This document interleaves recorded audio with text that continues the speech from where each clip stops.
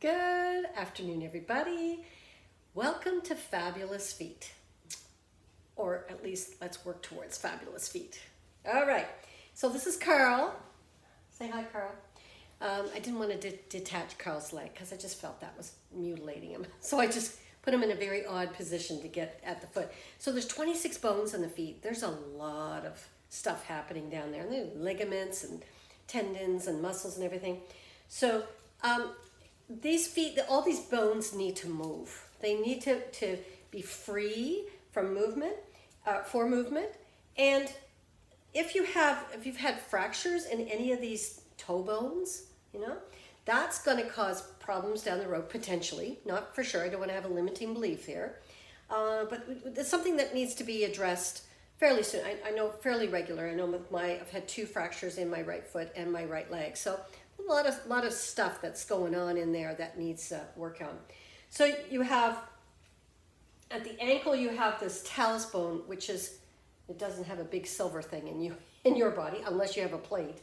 And that sits up inside what's called the tibia bone in this mortise right here, this little U shape.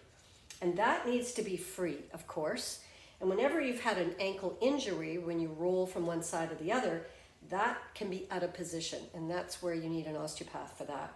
And you see all these other bones, the cuneiforms, the navicular, the cuboid, and then all the metatarsals.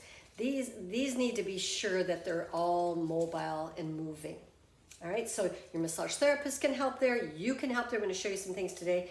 Plus, your osteopath can help put those bones back where they belong, because it's very helpful to have bones where they need to be.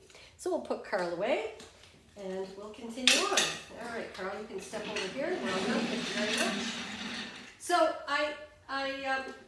as you can see, I just finished class, and I still have my rock tape on, and I wanted to leave that on for a bit. I will take it off so that I can show you some others. Well, maybe I'll show it in the other leg.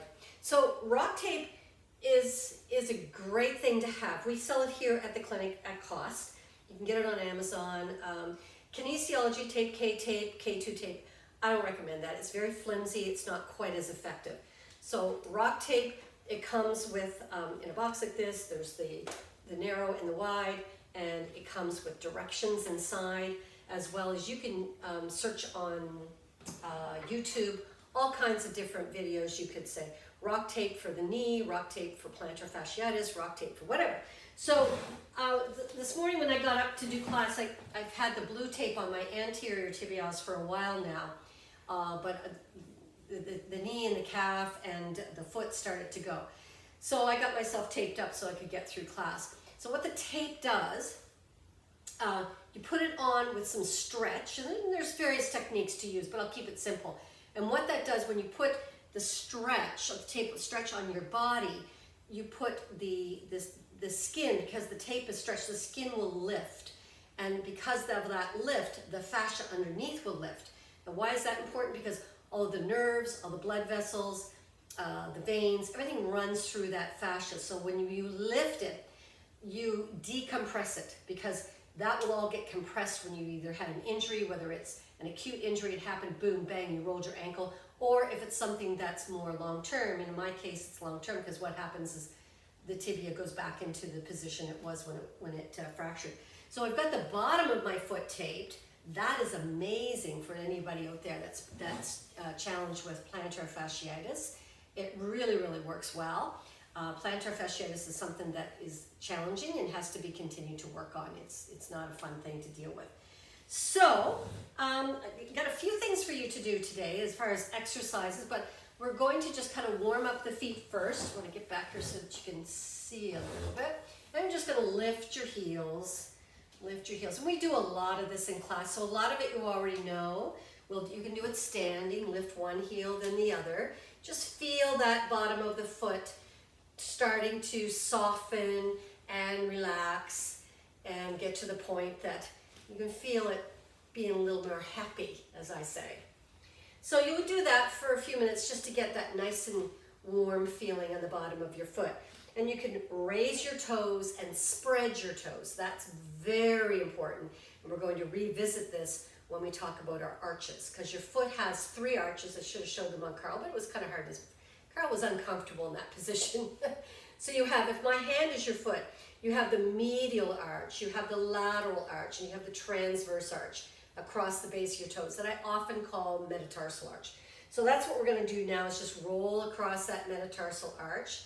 And if you have a sore spot, you just wait, pause, put a little bit of weight on it. Not even weight, just allow weight to happen. I don't want you pushing. And then wait till it softens and then goes on. We'll go to the other side, same thing. Great. Good. So just do a few more lifts. There you go. Now you're going to take your foot back and you're going to roll over onto the front of your toes. And that can be a little bit, because we spend so much time sitting, driving, whatever, and our foot is a lot of the time in what's called dorsiflexion. In other words, flexed at the ankle. This would be pointed toes when we bring it over, or plantar flexion. Oh yeah. I haven't even got to the sore side yet. But that's just the telltale sign of things are a little tight, and bring it over. Let's do the other foot now. Good. Press the heel down, give a little bit of a calf stretch. Feel that stretch. Now, when you hear the crack, like you might have just heard of me, don't panic. That's just nitrogen being released in one of my joints, not necessarily a bad thing. If you hear a crack and you feel pain, well, that's not good. But don't panic about those noises. We don't want to create them. I know a lot of people crack their knuckles, crack their neck. That's not good for you either. But if it happens, as long as there's no pain, we're good to go. Good to go. Now, if you can't seem to get your calf released, it's just holding on too bloody tight. This is called a stick, and you can get a version of this. I've seen them at Walmart, I've seen them at Canadian Tire, I've seen them at Winners. Quite cheap. These ones were not cheap, but you can get them a lot cheaper now. And you just up and down the calf. And you're kind of looking for sore spots. And when you get a sore spot, you just stay. Now, you don't beat it to submission. You're not putting too much tension there. Make sure you get the whole right down to the Achilles, right to the base of the lower leg, and up and down. And when you do about 20 passes, you move on to a different spot, etc., etc. And you want to make sure you do the front of the shin as well, the anterior tibialis. Doing this regularly, or getting regular massages, just amazing. Such a difference. Because yes, our feet are absolutely affected by the lower leg as well as the hip or the pelvis, which we'll get to in a second. Now, if you have a mechanical massager, this one here is called a Pure Wave, and I just got this off Amazon, and there are many versions of it, and this is quite enjoyable to do. And you just go for those sore spots, and you're basically kind of perturbating or breaking up fascial adhesions. All right, fascia release should not be painful, and if your therapist is digging down with their elbows and it's causing you a lot of pain, you got to back off from that. As an osteopath, I'm not a real super fan of deep tissue. I know some of you just adore it. No, you need to dialogue with the tissue. And if I remember I was working on a patient and they said, you can go deeper, you can go deeper. I'm barely feeling that. I said, my thumb is already halfway into your trapezius. That's how deep I was, and he wasn't feeling it because I was dialoguing. I was waiting for the tissue to release, and then I'd go a little more, and a little more, and a little more.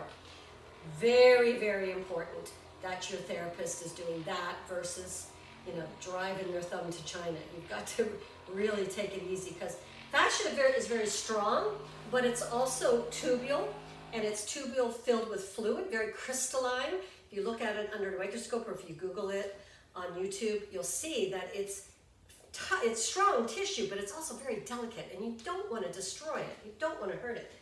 Now, the other thing that I would recommend is after you get out of your shower.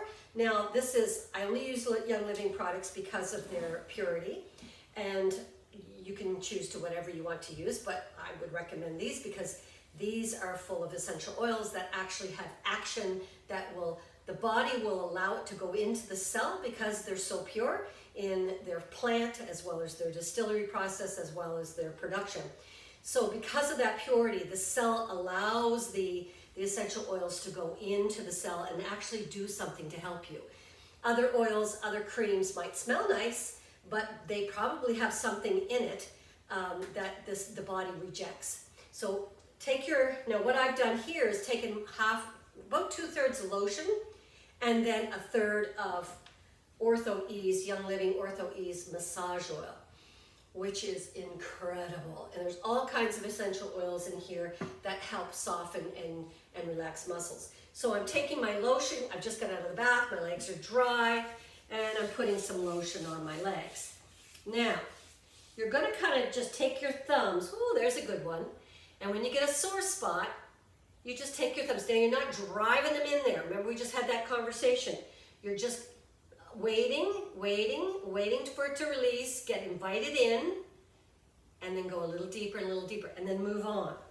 And so you're going, especially in this shin. Man, the anterior tibialis syndrome or shin splints, that can be so nasty and cause so much feet pain. And then you can go to the calf, and you're just searching for sore spots. You're just searching for sore spots. So again, there's one right there in the back of my calf. So I've got my massage oil in my lotion, or you could just use massage oil, and just to get a little lubrication here, and then I allow the beautiful essential oils that are in that massage oil that I've put in the lotion to do their job.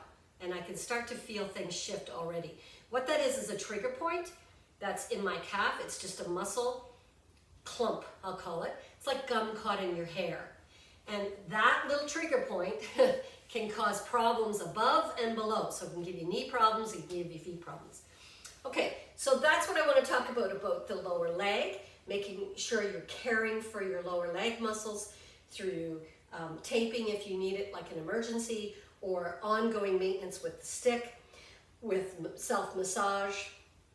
And there's lots of options out there. Now, very important about the pelvis. And I'm going to talk a little bit about orthotics in a second as well here.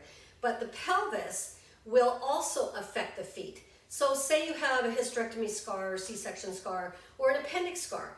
Your body's going to be pulled towards those scars. Or if you have a lesion, maybe the iliac is up, or you've got an SI joint dysfunction, all kinds of things that will cause. Maybe you've got a rotation here in the pelvis that you're not even noticing it. But I know it's very hard to see. But what happens when I rotate my pelvis, and I don't even know this because I've been living with it for a while, that's kind of what happens. My right foot, this foot here, collapses in, and this foot raises up.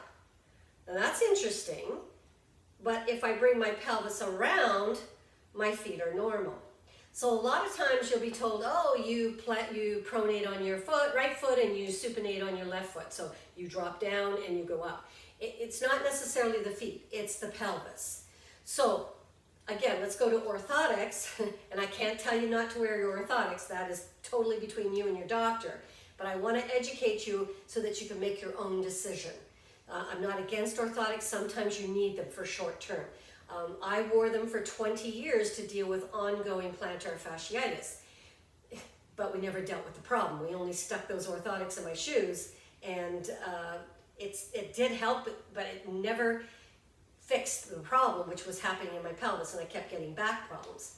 So fast forward 20 years, I had thousands of dollars of orthotic sandals and shoes, and you name it, that's all I ever wore. I didn't get up and go to the bathroom without them. Oh yeah, it was crazy.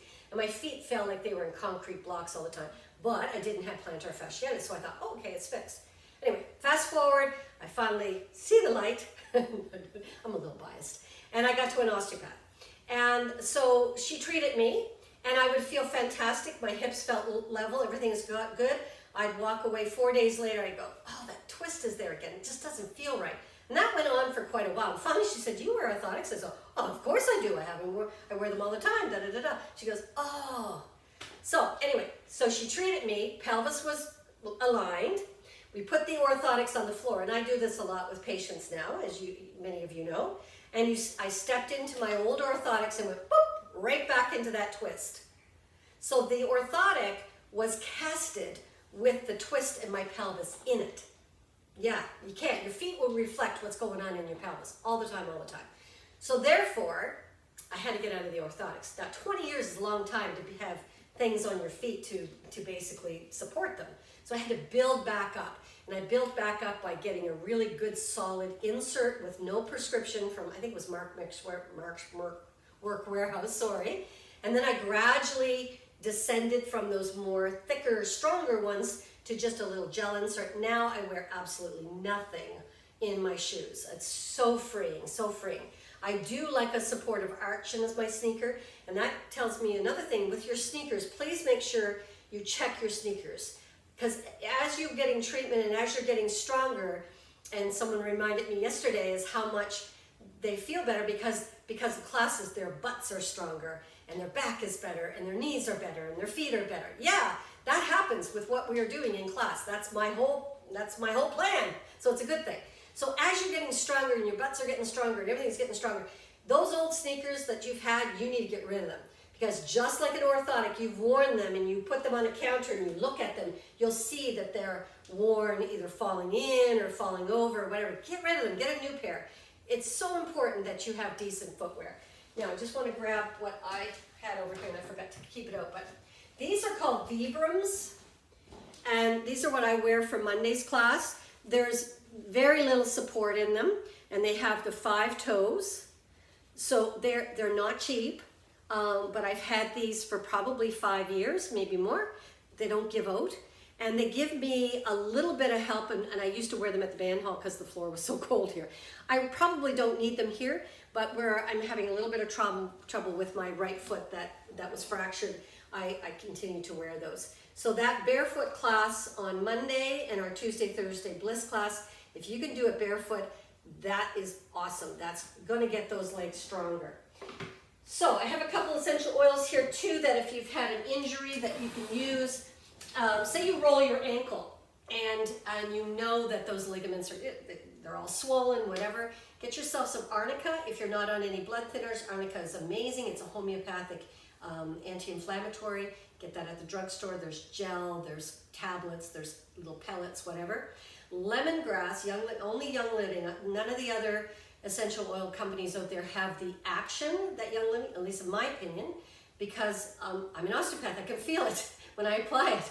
So you gotta take my word for it if you don't feel it. But anyway, lemongrass is for ligaments. So if you overstretch a ligament or if you compress a ligament, lemongrass is amazing to help bring that ligament back to its normal health. It takes time. Ligaments are not quick fixes, they do take time to fix. Pan away for any joint pain, deep relief for any muscle pain, and wintergreen is great for arthritis.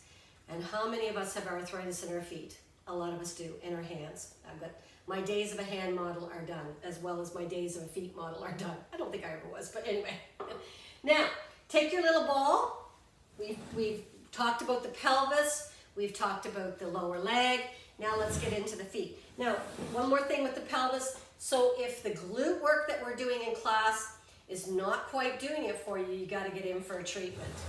And that we got to get your pelvis aligned. So take your little ball, and we've done this before, and you just roll it back and forth along from the base of the toes, the metatarsal arch, down to the back to the heel. Now, if plantar fasciitis has gone on for a long time, that's the inflammation of that fascia on the bottom of the feet, and they start to pull away, the fascia starts to pull away from the calcaneus or heel bone, you might start creating a bone spur. And a bone spur is not fun, and it does take a while to heal. There is some evidence that the essential oil RC will actually help dissolve bone spurs. I can't tell you that from my own experience because I know I have a lot of bone spurs in my back and my neck, but they're not bothering me right now. So I haven't had cause to apply it. So I couldn't tell you the before and after. So then you just would go to the, also besides forward and back, you go back from toes to heel, you go back and forth across that metatarsal arch. Any sore spots, again, you stay with. If you get one, and again, you're not pushing down, you're just applying, allow weight, and then allow more weight. As you get invited in, no forcing, no forcing, just wait. And by the way, when you're using balls, my son was saying, yeah, I got a lacrosse ball and I'm digging it into my shoulder. I said, no. The ball that you're using, tennis ball, that's why I don't recommend golf balls, should not be harder than your tissue. If it's harder than your tissue, you could be causing damage. So that's why I like these little softballs. You know, they're pretty hard, but they do have a bit of give. And I like the smallness of them because it can get in all those little nooks and crannies. So back and forth as well. Good. So you could do this as long as you want to do it. It's very, very helpful. So the key thing with feet is short foot. Short foot is if I take my hand, and I'll come up close so that you can see, because you can't see my foot up close. So if my hand is my foot, and the base of the toes, the metatarsal arch, comes towards the heel, like that, not that. You're not curling your toes back, you're bringing the base of your toes towards the heel. Now, how do I do that? Well, one of the best ways you can do that, because I know it's hard to see, you're going to lift your toes, and when you lift your toes, you go, ooh, I got an arch. All you flat feet people out there. Remember, flat feet is usually butt issues. So, got to fix your butt. But let's get our arches back. So you lift your toes. Now, maintain that lifted arch as you lower your toes. Maintain. Now, if you think about it, you're in a short foot. You've actually engaged that metatarsal arch and brought it back. So once again, lift the toes. Whew, I've got an arch. Yay! Now lower the toes without losing that arch. And now hold it. Hold it and hold it and hold it and hold it and hold it. Do this while you're watching TV, you're knitting, you're reading a book. Just do this to get that neurological pathways and that muscle, get rid of that muscle amnesia that your feet, after being in footwear and all kinds of weird high heels and maybe orthotics or whatever, your feet have kind of go, sleepy time. All right, now the key is, let's lift the toes, lower the toes without losing the arch. Now can you stand up? Maintain that arch without curling your toes in. Don't curl your toes in. Yeah, lift the toes, get your arch, and then lower the toes, keep your arch. Now, you're going to pretend that you're pulling on very tights. Pull them up, pull all the muscles up, pull the pelvic floor up. Soften the knees, engage the glutes by pushing your knees out a little bit. And now you've got what's called a short foot. And from here, you can do all kinds of things. You can try one-legged stands, but keep that short foot, That's the trick, without curling those toes under. That's the trick. I promise you, over time, that will get stronger and stronger and stronger. And you'll get there, I promise you.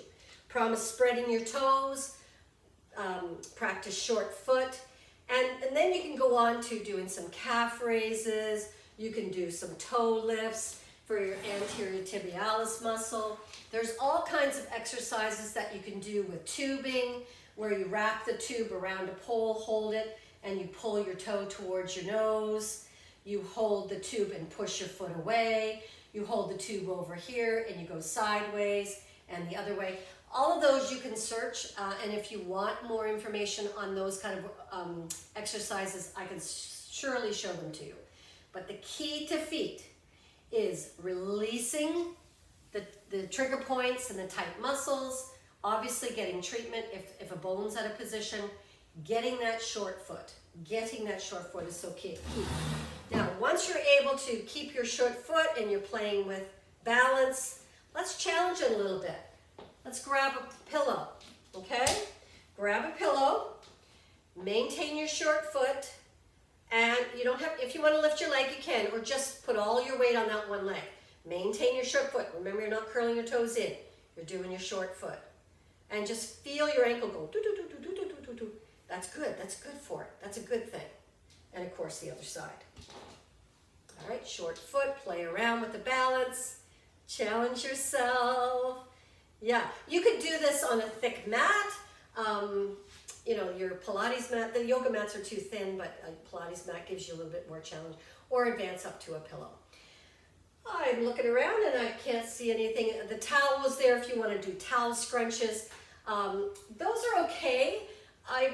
It kind of takes you out of short foot, so it's not one of my favorite exercises for people anymore, but you're just scrunching that towel and bringing the towel towards your feet. But you can do it. You can definitely do it. If you're in a lot of pain with plantar fasciitis, you could freeze a water bottle and roll your foot on the water bottle. The coolness will help. That's another thing you can do when you're really inflamed. So you're curling the towel in, and then you're pushing the towel away, and you can see that I obviously need to do this because I'm not doing very well pushing the towel away. It's moving, but very, very little. Okay, that's about it for Fabulous Feet. Enjoy. Hopefully that you can fix those feet. Remember, short foot, better butts equals better feet. It's all about the pelvis, all about the butts, right? Yeah, I know. It's all good. Have a great day, everybody. Take care.